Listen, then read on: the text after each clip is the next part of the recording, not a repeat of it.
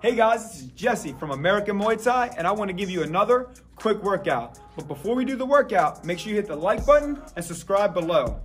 We're back at American Muay Thai, and today we're bringing you an instructional video to go over fighting a taller opponent. We have a special guest, Katrina Simmons. She is a Golden Glove silver medalist and a national kickboxing champion. So today we're going to go over a couple of the techniques she uses to cover some distance and get inside with effective boxing. We're going to start off with 6 minutes of jump rope. After that, I want 2 rounds of shadow. If you have any questions on how to shadow, I always say it's like you're fighting an invisible opponent. If that doesn't make sense, just simply send me a message for this part or any part of the drills, and we'll be able to get back to you and give you some better technique. Now that you're all warm, set your clock for a 3-minute round with 1 minute break, and we're gonna go over some of the technique to cover distance. So let's get started. So now that we're getting started, you need to decide a couple different things. Are we covering distance, or are we trying to get our opponent to cover distance? Right now, we're focusing specifically on the idea that she's trying to attack me and I'm trying to properly maintain range. With that being said, I'm not coming to her. I need her to attack and come to me. Now, when she's doing that, things she has to worry about are basic straight punches, uppercuts, and maybe even kicks and kickboxing as she enters. So our goal is to minimize the chance of her being hit as she comes in. We're gonna start off with 1-2.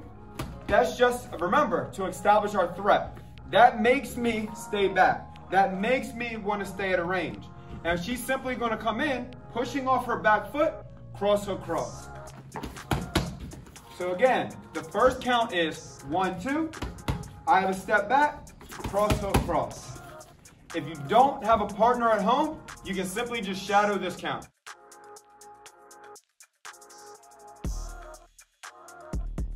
Moving on to the next count, we're going to add another basic technique that's a little underutilized. So remember, you want to establish your threat or keep your threat established. What that means is they don't want to get hit by you. By doing that, you're going to be forced to cover the distance, but they're going to be more likely to defend themselves and block. That's good because that means as you're coming in, they'll be less likely to punch you, okay? Or at least to punch at you. So we're going to start off again, another jab cross. They realize that you can hurt them, so they take a step back. Now the first jab typically won't land. So you're gonna go jab, jab, cross. So double jab, cross. So double jab, cross. So again, 1-2, double jab, cross. 1-2, double jab, cross.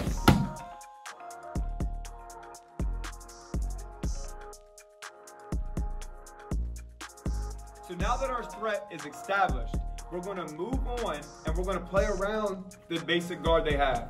So now we're gonna simply start off with a jab, lead hook, cross. From there, we will push off our back foot and go hook, cross, hook. So again, if my guard comes up, she hits me with that jab, she's now gonna come around my guard to land a punch on the side of my head.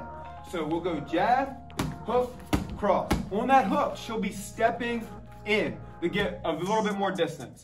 So again, jab, hook, cross. From there, she's gonna explode in, hook, cross, hook. Jab, hook, cross, hook, cross, hook. Jab, hook, cross, hook, cross, hook.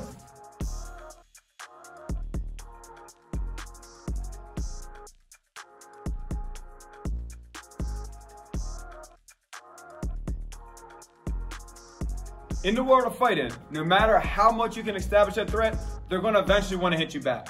So now, if you notice you're running in to punches, maybe a jab or a cross, you have to give a different angle or a different level to be a little more effective.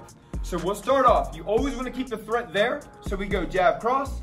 But now, as she's throwing her jab, I'm throwing my jab. So what's gonna happen is, she's gonna go jab, and then she's gonna drop that level down for jab to the body, and then give me that cross back up top. As she steps into that body shot, she's covering that distance by taking that big step, sliding up, and shooting that cross off.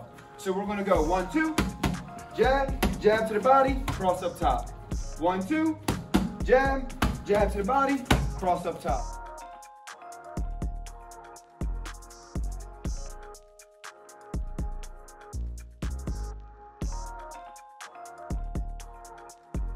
So building off of last week, we're gonna incorporate a little bit more feints in, because if they don't know where we're going to be, we'll be a little harder to hit.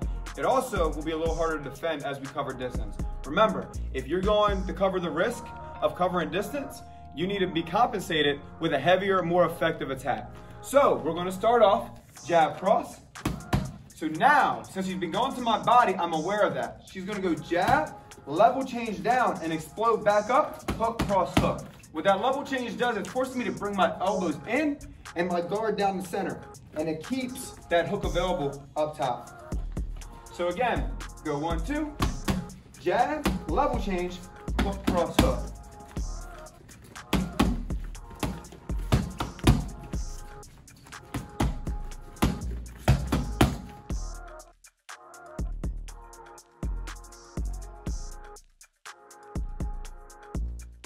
I hope you enjoyed the video. Remember, if you have any questions at all, feel free to send us a message either on YouTube, Facebook, or Instagram.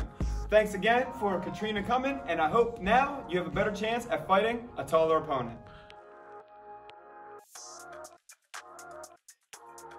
I want to thank you so much for watching our video. So do me a big favor, hit the like button below and subscribe, and stay tuned for our next workout. 37, 38, 39, 4. 3, 2. So moving on to the next count, we're gonna That's good. You good. You got it, champ. You got it. 3. punch me, punch me. Punch him in the nuts. No.